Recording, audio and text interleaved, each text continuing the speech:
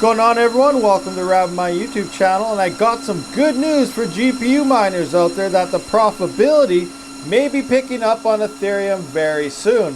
Now, it might be some bad news for Jazz miners, but it's actually not that bad because ETC is an extremely profitable coin on this. We're going to look at a bunch of numbers and stuff later on this video when we get to the workstation, but I also want to address an issue that some people have been mentioning in comments is their Jazz miners has been falling off and rebooting at least once a week. So I think I may have found why that is happening. So I'll show you guys what's happening there as well. Anyway, as most of us do realize, the Jasminer X4-1U, actually I believe pretty much all the Jazz miners only got 5 gigabytes of memory, and that is set to drop off sometime mid-August. So we'll get the for sure date here pretty soon when we get into the workstation. But while I'm here as well, I want to point out how loud this actually is and why it's in my bathroom. I do have this little decibel reader that I ordered in here, and you can see with me talking, I'm at about 78 to 80 decibels. I'm just going to be quiet for a second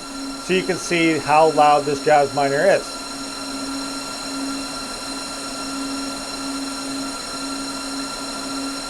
So we can see the ambient is only 70. Obviously, me talking is a lot louder than this Jazz miner. So decibel wise, the Jazz miner isn't really that loud, but it's the high pitched scream that makes this thing extremely annoying, and ultimately it is not a good miner to have inside, if it focuses here, inside of, you know, an apartment building or potentially a duplex or something like that. But you know, it's so small and compact that this thing is absolutely awesome. And it hardly uses any power. This is an extremely efficient miner, and it's probably going to be the most efficient Ethereum Classic miner on the market today. Regardless, let's go into the workstation, look at some numbers, and when we can expect these Jazz miners to start falling off the network, and what the potential reason for these things rebooting once a week actually is. All right, guys, so the first thing I want to take a look at here is kind of showcase to you guys why this Jazz miner, if you have one and you're curious, why it's rebooting around once a week. And here we can take a look. Mine went offline here at about 8:30, and same time frame here about 8:20 to 8:30ish. If we actually go into the DAG file calculator here, I'm just going to reset the epoch here to today.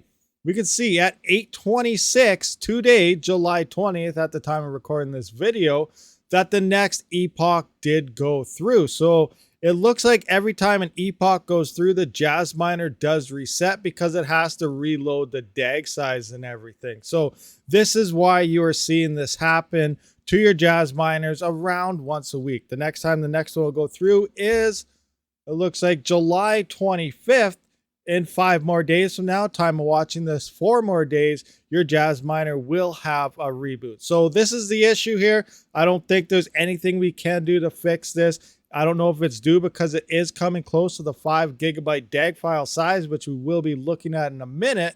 But this is why your Jazz miners are rebooting, you know, every few days, about once a week. Now, on to part number 2, which is going to make, you know, a lot of GPU miners smile because Ethereum profitability may be picking up a bit due to the fact that the difficulty could be coming down. But it all comes down to how many Jazz miners are actually on the network. So if we look at this, they have 5 gigabytes of memory. Looks like August 17th, which is pretty close to alleged merge time, about 1 month here, you know, September 19th or earlier is when the merge is set to come through. Around August 17th, we should have an idea of when that last third and final testnet will be happening. So we'll be keeping eyes on that. But regardless, the Jazz miners, in theory, will be coming off the network around August 17th. So we take a look at some pictures here. Look at this farm. Basing off basic hash rate here, these do about anywhere. Average, I'm at about 580 mega hash. Now, right now is a bad time to record this because I had this little dip happening here, so it dropped my average hash rate down. But it is normally around the 580 to 600 mega hash mark. You can see our current effective right now is 600. But yeah, 580 is the average I'm going with when you overclock this thing. And remember, it's only like 310 watts with the latest firmware, which I still have.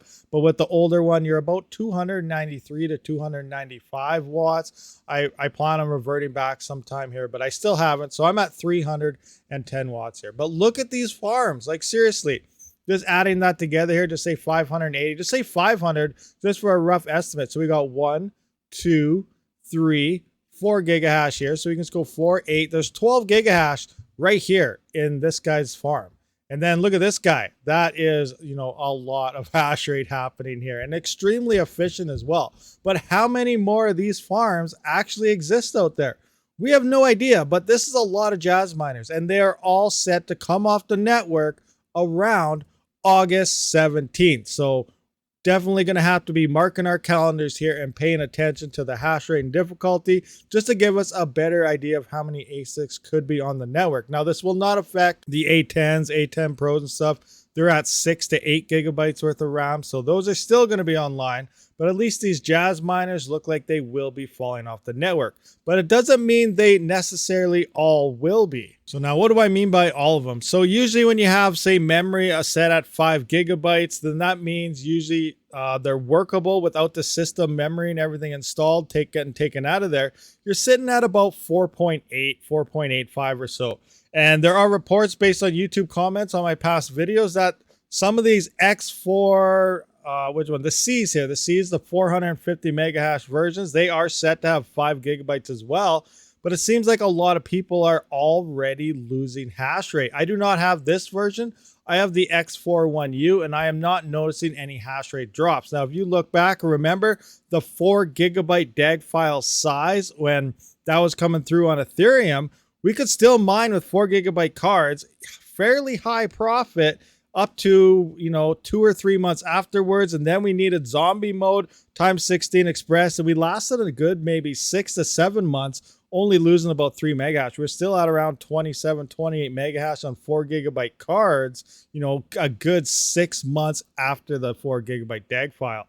But that is, it took some extra stuff. So we still could easily see these on the network potentially a month or so after, which could lead right up until the merge because they are extremely efficient. Say it only drops to 480 megahash at 310. That's still better than any GPU out there, and that's still better than most of the other ASICs as well. These are extremely efficient machines.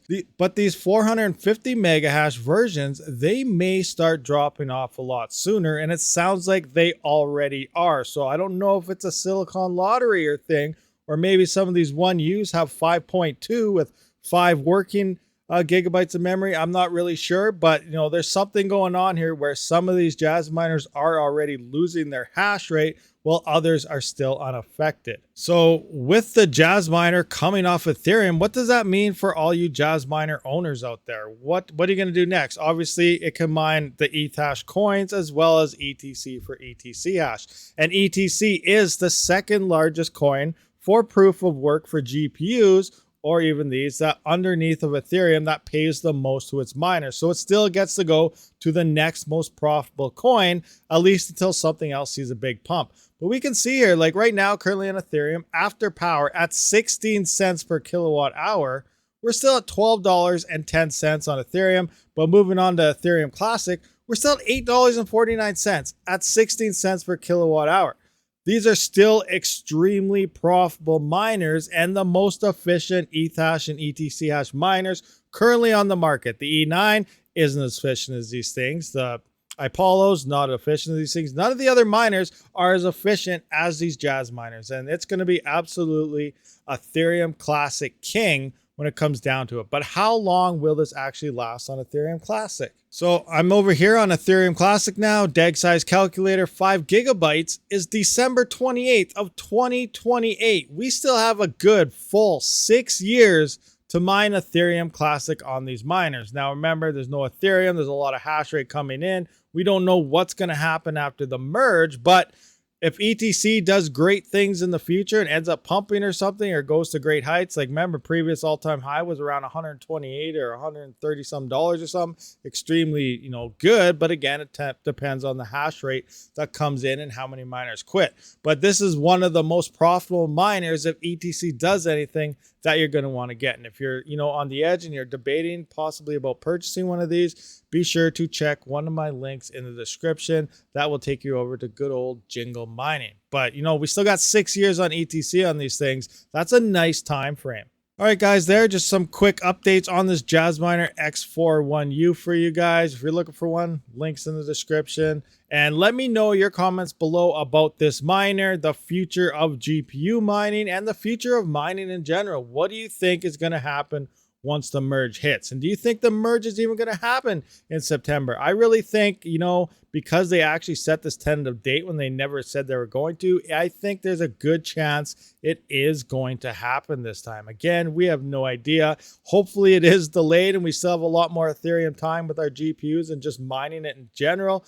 But be ready for the future. Things are going to change, and Rabid out. Thank you for watching my video, and if you haven't seen one of these, be sure to check them out. And if you already seen them, maybe you missed some, might have to watch it one more time. And if you just let it play in the background, that's all right as well. I do try to live stream every weekend as well as every couple days during the week, so be sure to be subscribed so you don't miss that. As always, have a great day.